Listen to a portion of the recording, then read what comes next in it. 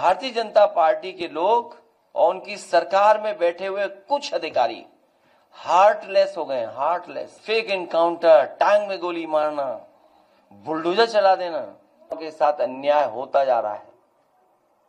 और सरकार जो कहती थी जीरो टॉलरेंस की पॉलिसी है उनकी, लॉ एंड ऑर्डर की जीरो टॉलरेंस की पॉलिसी उनकी जीरो हो गई है।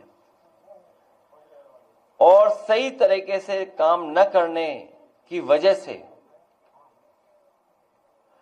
जब सरकार भारतीय जनता पार्टी की पुलिस से पॉलिटिकल काम कराएगी, लोगों पर झूठा मुकदमा लगाएगी, पॉलिटिकल लोगों को दबाने का काम करेगी, पॉलिटिकल लोगों पर, विपक्षी दलों के नेताओं पर झूठे मुकदमे लगाएंगे, और पुलिस जब चुनाव जिताने का काम करेंगे, उनसे पॉलिटिकल काम कराएंगे, तो उनसे लॉ एंड ऑर्डर की उम्मीद नहीं कर सकते। क्योंकि भारतीय जनता पार्टी पूरे पुलिस प्रशासन से पॉलिटिकल लाभ लेना चाहती है, न्याय दिला करके नहीं। उनसे पॉलिटिकल गेन कैसे होगा, झूठे मुकदमे कैसे लगेंगे, चुनाव कैसे पुलिस जिताएगी। तो फिर पुलिस पुलिसिंग नहीं करेगी, वो अपना इंतजाम भी करेगी। और उसी का परिणाम यह है कि उत्तर प्रदेश के जो सरकार के आंकड़े हैं, जबकि आंकड़े छिपाए हैं, उसके बाद भी सबसे ज्यादा महिलाओं के ऊपर उत्पीड़न, अन्याय और उनका शोषण अगर किसी सरकार में सबसे ज्यादा हो रहा है तो वो भारतीय जनता पार्टी से, इनकी सरकार में। और इधर देखने को भी मिला है कि भारतीय जनता पार्टी से महिलाओं ने दूरियां भी कर ली। जो समाजवादी सरकार में अच्छी योजनाएं चल रही थी, उन योजनाओं को तोड़ मरोड़ के अपने पॉलिटिकल लाभ के लिए दूसरे तरह से योजनाएं चला रहे हैं। इसलिए आज महिला संगठन में हम सब मिलकर के फैसला लेते हैं कि आने वाले समय में समाजवादी सरकार बनेगी, स्त्री सम्मान समृद्धि योजना लागू कर करके अपने स्त्रियां, महिलाएं और संगठन से जोड़ करके तमाम उत्तर प्रदेश की गरीब महिलाओं की मदद करने का काम समाजवादी सरकार में होगा।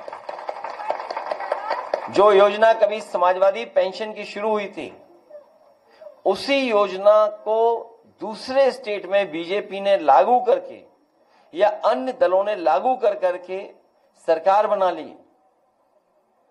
अब उन योजनाओं में कटौती हो रही है, लेकिन वहीं उत्तर प्रदेश में समाजवादी सरकार बनने पर, जहां समाजवादी लोगों ने 500 रुपया समाजवादी पेंशन के माध्यम से गरीब महिलाओं को देने का काम शुरू किया था, आने वाले समय में 3000 रुपए देने का काम भी समाजवादी सरकार में होगा गरीब महिलाओं को। विद्याधन इन्होंने बंद कर दिया।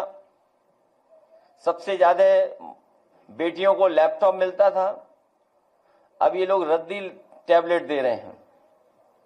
सुरक्षा के लिए विशेष, जिसको सुप्रीम कोर्ट ने भी अप्रिशिएट किया था योजना को, अन्य प्रदेशों ने देख करके उस तरह की योजना बनाने का काम किया। 1090, कुछ दिन पहले इसकी योजना के बहुत सारे लोग तारीफ करते थे। उस योजनाओं को खत्म करने के लिए बजट और तमाम असुविधाएं पैदा की, जिसके कारण 1090 उतनी इफेक्टिव नहीं बची जितनी इफेक्टिव थी। आने वाले समय में महिलाओं की सुरक्षा के लिए हम लोग 1090 और सशक्त कर करके और मजबूत बनाने का काम करेंगे। हम सबने बैठ करके ये भी याद किया, पंचायती राज में आरक्षण लागू करने का काम समाजवादियों का, नेताजी का फैसला था। उसका परिणाम ये हुआ कि बड़ी संख्या में महिलाएं प्रधान और पंचायती राज के अलग अलग स्तर पर चुनाव जीत करके आईं। सदस्य भी बड़े पैमाने पे बनी, जिला पंचायत अध्यक्ष भी बड़े पैमाने पे बनी। अगर किसी ने पॉलिटिकल सशक्तिकरण और उनको आगे बढ़ाने का काम किया तो समाजवादी लोगों ने आरक्षण देकर के बढ़ाने का काम किया। और हमें उम्मीद है कि जब 27 में सरकार समाजवादियों की बन जाएगी और जब महिला आरक्षण लागू होगा तो बड़े पैमाने पर संगठन की महिलाओं को भी चुनाव लड़ने का मौका मिलेगा। रजिस्ट्रेशन हुआ करता था, जमीन की रजिस्ट्री हुआ करती थी, उस समय रजिस्ट्री की फीस को कम करने का काम समाजवादी सरकार में हुआ था। ऐसी तमाम सुविधाएं योजनाओं चलाने का काम किया था। आने वाले समय में अगर पुलिस में स्ट्रक्चरल चेंज भी करना पड़ा, आने वाले समय में स्ट्रक्चरल चेंज भी अगर महिलाएं जो पुलिस कांस्टेबल उनको काम करने के लिए करना पड़ा, तो समाजवादी सरकार में जिस तरीके से हम लोगों ने पुलिस हेडक्वार्टर बनाया, तो महिलाओं की सुरक्षा के लिए भी अगर कोई बड़ा फैसला लेकर के हम लोगों को काम करना पड़ेगा, तो वो काम करने का काम हम लोग करेंगे। एक बार फिर संगठन के लोगों को बहुत बहुत धन्यवाद और बहुत बहुत बधाई देता हूं।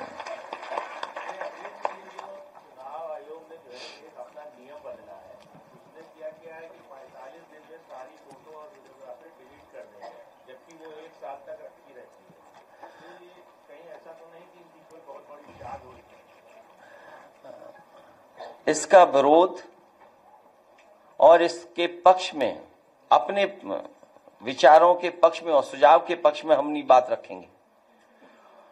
अगर डेटा ही स्टोर कहां करना, यह सवाल है। पूरे देश में हर घर हर दुकान में सीसीटीवी लगी हुई है, हर घर में स्टोर हो रहा है डेटा।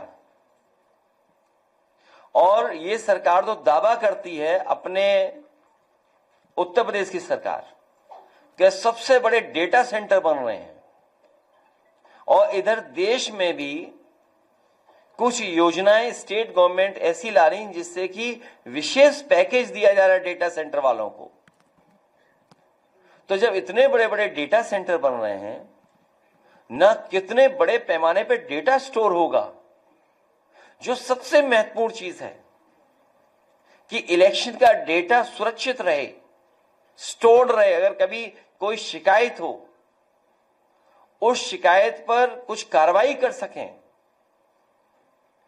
मुझे तो ऐसा महसूस हो रहा है कि भारतीय जनता पार्टी के दबाव में इलेक्शन कमीशन ऐसा फैसला ले रहा है, क्योंकि उत्तर प्रदेश में हमने देखा था, इनकी पुलिस कुछ वर्दी में, कुछ प्राइवेट ड्रेस में वोटर्स को धमका रहे थे।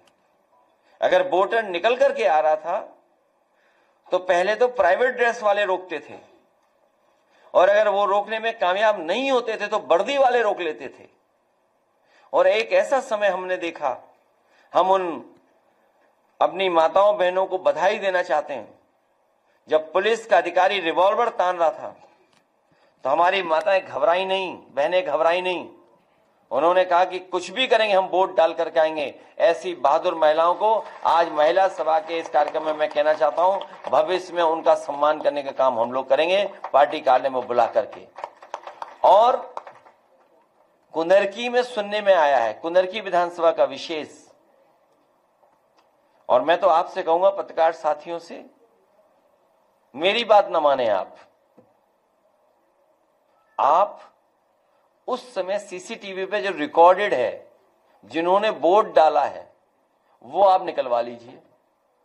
आपको सब पुलिस वाले निकल के आएंगे अंदर। क्या कह रहे हैं? प्राइवेसी भंग हो रही है।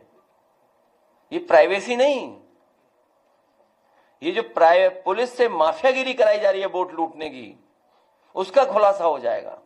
आप कुंदरकी का हम चलो स्वागत करते हैं इलेक्शन कमीशन का। हम तो इलेक्शन कमीशन से कहेंगे कि कुंदरकी का जो सीसीटीवी में कैमरे में जो कैद है वोटर्स, और अगर वोटर्स से एफिडेविट भी चाहते हैं तो हम वोटर्स से भी रिक्वेस्ट करेंगे, एफिडेविट ले लेंगे कि हमारी इससे कोई प्राइवेसी भंग नहीं होगी। हमारा ओपन दिखाया जाए चैनलों पर कि वोट किसने डाला है। जब आप वोट डालते हुए वो वीडियोस देखोगे तो आपको नजर आएंगे पुलिस के बड़े बड़े लोग जो प्राइवेट ड्रेस में वोट डाला है अंदर जाकर के। सोचिए आप, अगर ये बात गलत हो तो बता दीजिए। क्या बीच का रास्ता है? कोई बीच का रास्ता नहीं है। इलेक्शन कमीशन, क्योंकि दुनिया में वोट पड़ रहा है। अभी देखिए अमेरिका कितना ताकतवर है, हमारी फॉरेन पॉलिसी कितनी कंफ्यूज है। हालांकि हमें टिप्पणी नहीं करनी चाहिए, लेकिन याद रखिए दुनिया देखती है कि आप किसके साथ खड़े हैं बुरे वक्त पर। अगर आप बुरे वक्त पे अपने मित्र के साथ नहीं खड़े हैं जिसने कभी आप पर एहसान किया हो, तो ये बहुत बड़ा देश की फॉरेन पॉलिसी के साथ धोखा है। हालांकि बात बड़ी कह रहा हूं मैं, लेकिन हमारा मानना यही है। तो जब अमेरिका जैसा देश बैलेट से वोट पड़वा रहा है, हमारे यहां तो लोग अभी बहुत सी चीजें जानते नहीं हैं, गलती से शेयर कर लेते हैं कुछ चीजें सोशल मीडिया पे, गलती से फॉरवर्ड कर देते हैं कुछ चीजें। अभी तो केवल हम लोग देखना और फॉरवर्ड करना, गुड मॉर्निंग सीखे व्हाट्सएप पे, अभी क्या सीखे हम लोग। तो सोचिए इतनी टेक्नोलॉजी है, आपको टेक्नोलॉजी क्यों चाहिए डेमोक्रेसी, इतनी टेक्नोलॉजी। आप पढ़ाई में अच्छी पढ़ाई कराइए, समय के हिसाब से जो टेक्नोलॉजी जो बदल रही है उसके हिसाब से कोर्सेज लाइए, लेकिन हमारा वोट डालने का तरीका बैलेट से ही होना चाहिए। वो ही पुराना मैटर कि हमें पता हो कि हम वोट कहां डाल रहे हैं, हम कहां गुस्सा निकाल रहे हैं। मशीन की बटन दबाने से गुस्सा नहीं निकलता है। और थोड़ी सी जानकारी दे दें, आप भी रिसर्च कर लें। सुनने में आया कि मेरठ का चुनाव 2019 का, उसमें कई ईवीएम खराब हो गई थी और वीवीपैट की पर्ची प्रिंट करके गिननी थी, फोटोकॉपी करके गिननी थी। बताइए आप।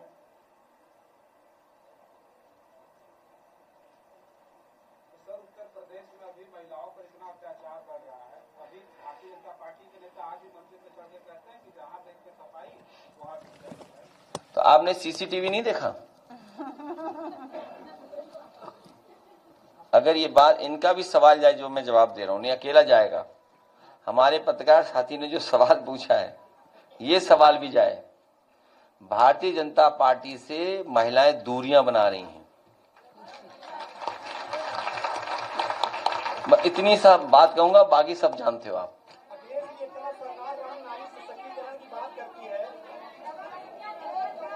अभी रुक जाओ, अभी रुक जाओ। दूसरी तरफ महोबा का एक वीडियो वायरल हो रहा है जिसमें सीएम बुलडोजर कार्रवाई का महिलाएं विरोध कर रही हैं। एसडीएम कह रहे हैं बुलडोजर चला दीजिए, क्या कहेंगे? ये मनमानी इसीलिए कर रहे हैं क्योंकि सरकार इनसे पॉलिटिकल काम लेती है। ये जो झगड़ा चल रहा है विभागों में, अधिकारियों को और मंत्रियों में, ये कोई निष्पक्ष पोस्टिंग की वजह से नहीं चल रहा है झगड़ा, ये बंटवारे की वजह से झगड़ा चल रहा है। जो बंटवारा है वो सही तरीके से नहीं हो पा रहा है, उसकी वजह से ये हो रहा है। और हमने आपने वो समय देखा कि मां बेटी को जिंदा जला दिया था बुलडोजर चला करके। क्या हमने आपने समय नहीं देखा? और हमने आपने उस बेटी का भी सम्मान किया, एक छोटी बेटी का, कि वो अपनी किताबें बचा करके भागी। सोचिए आप, ये भारतीय जनता पार्टी के लोग और उनकी सरकार में बैठे हुए कुछ अधिकारी हार्टलेस हो गए हैं, हार्टलेस। वो हार्टलेस हैं बिल्कुल। और उसी का परिणाम यह है कि फेक एनकाउंटर, टांग में गोली मारना, बुलडोजर चला देना। याद रखिए, जो गड्ढा दूसरे के लिए खोदता है, एक दिन उस गड्ढे पे खुद भी गिरता है।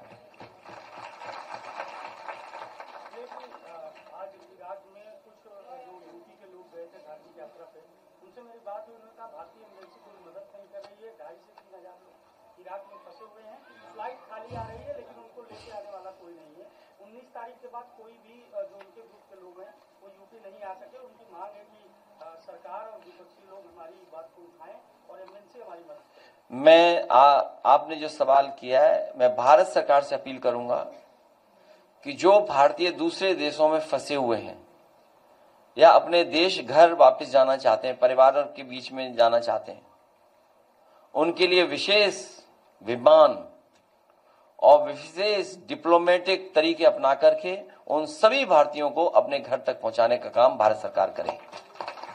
और भारत सरकार अगर नहीं कर पाती है तो ये जो ढोंग करते हैं विश्व गुरु बनने का, वो ढोंग करना बंद कर दें। अगर आप ये वीडियो YouTube पर देख रहे हैं तो हमारे चैनल को सब्सक्राइब करें और बेल आइकन को दबाना ना भूलें। अगर आप Facebook पर ये वीडियो देख रहे हैं तो हमारे पेज को लाइक करें।